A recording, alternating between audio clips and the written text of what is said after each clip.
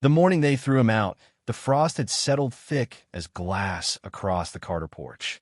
The wind sang through the barren trees, and even the horses seemed to turn their faces away from the sight.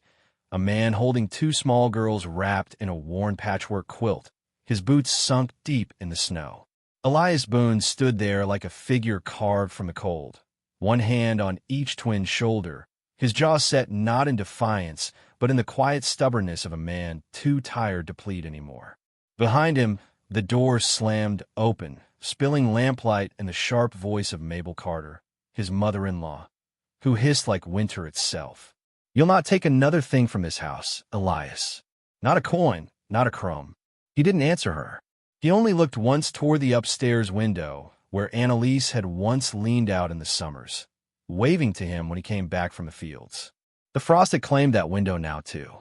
His last coin, a small silver piece, slipped from his pocket and landed in the snow with a dull sound. He didn't bother to pick it up.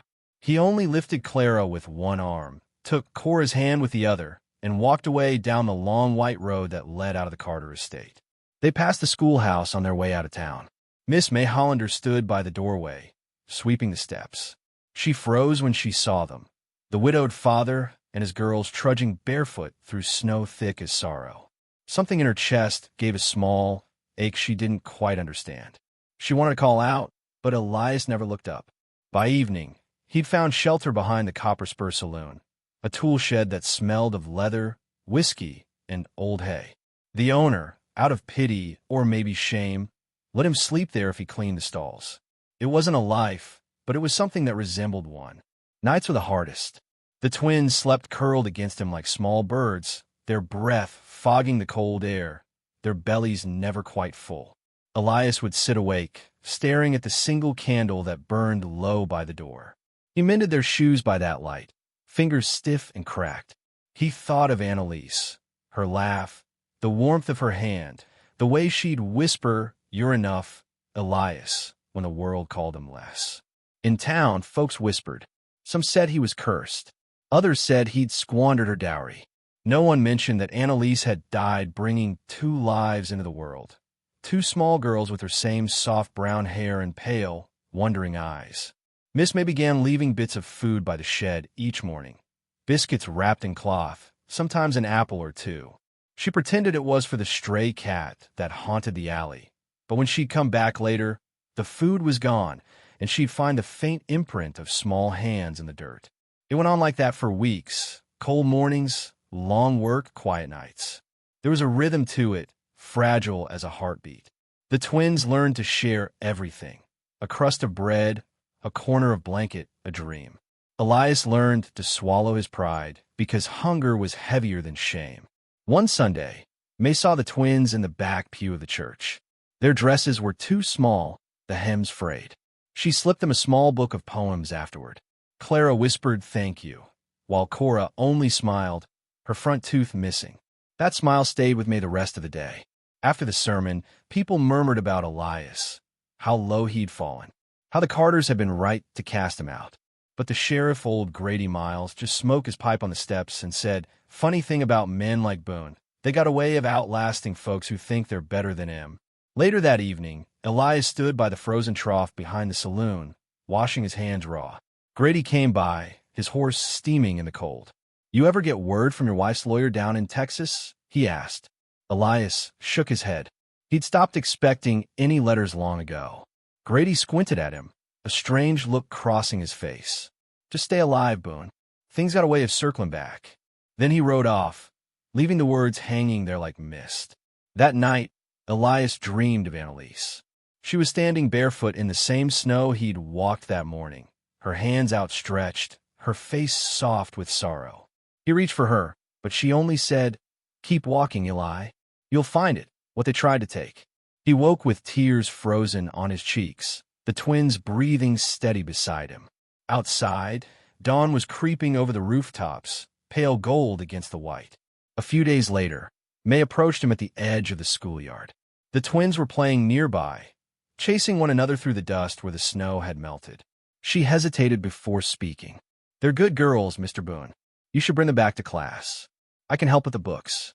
He nodded, looking down, his voice rough from disuse. Much obliged, ma'am. They've missed learning. That evening, the girls came home with small smiles and chalk on their fingers.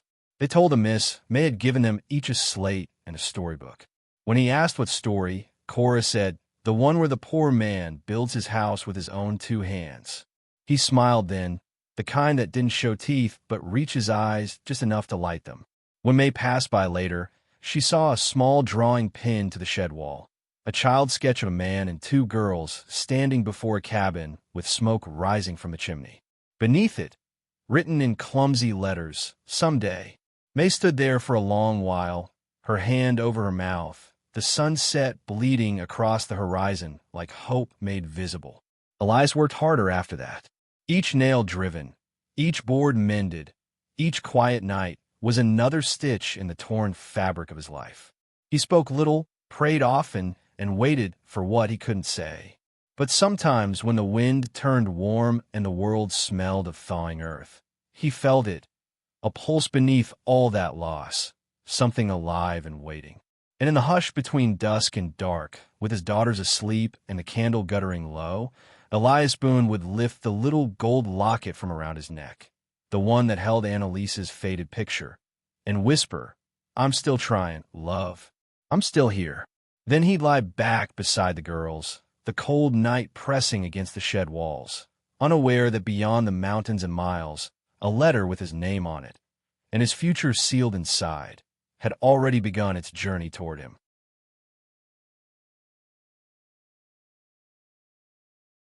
The stagecoach came in under a red sky, the kind that made the whole town look dipped in rust. Its wheels screeched as it stopped in front of the sheriff's office, and a man stepped down wearing a long black coat dusted with travel and time. He carried a satchel, heavy with papers and secrets. Sheriff Grady was waiting on the porch, puffing his pipe. "Been a long road from Austin, I reckon," he said. The stranger nodded, pulling off his gloves.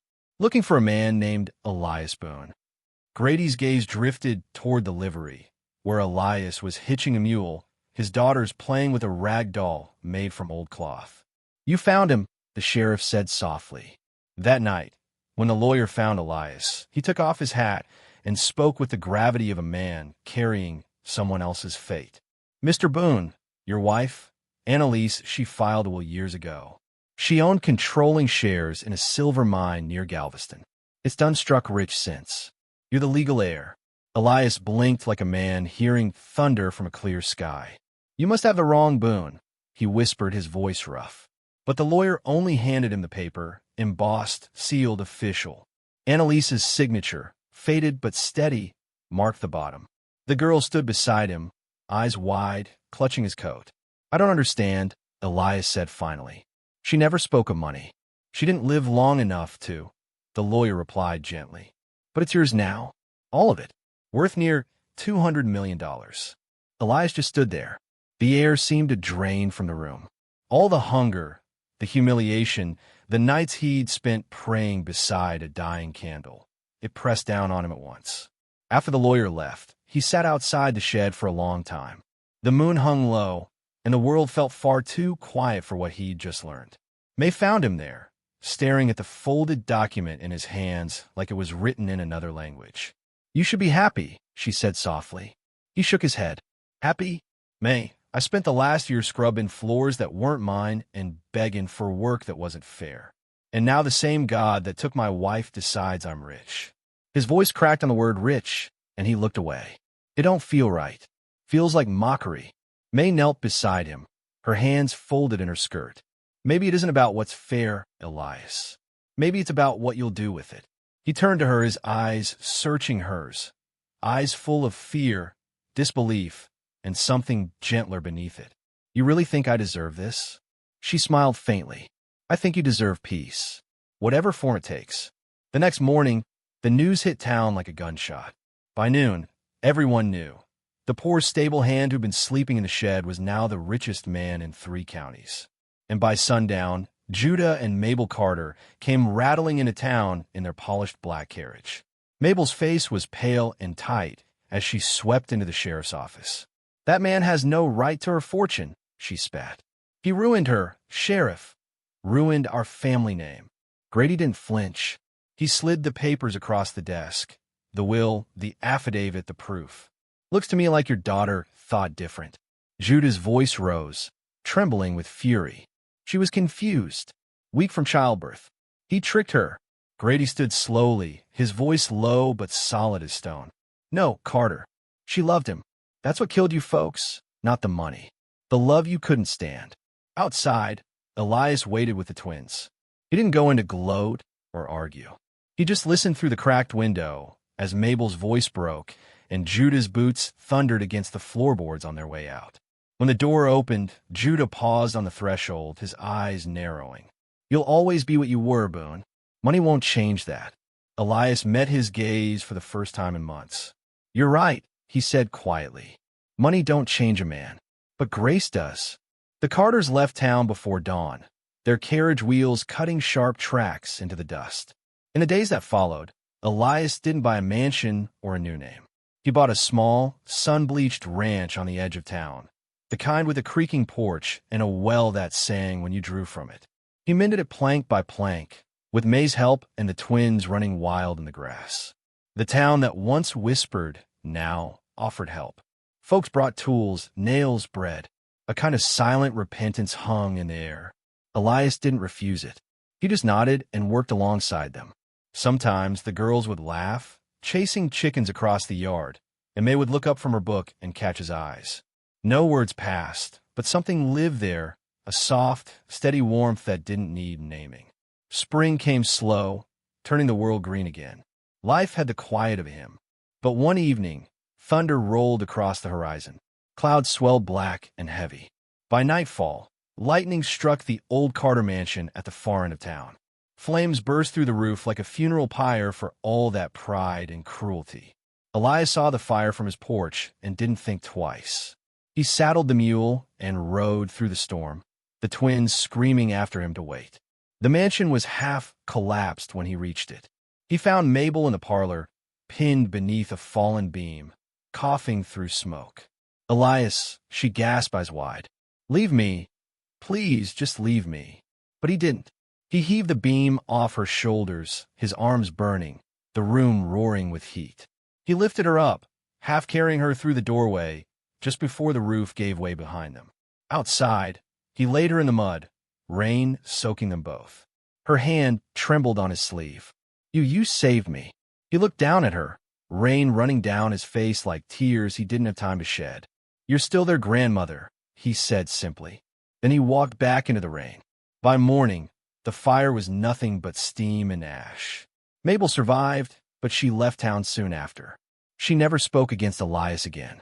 The story of that night spread farther than the news of the inheritance. Folks said Elias Boone rode through lightning to pull mercy out of the fire itself.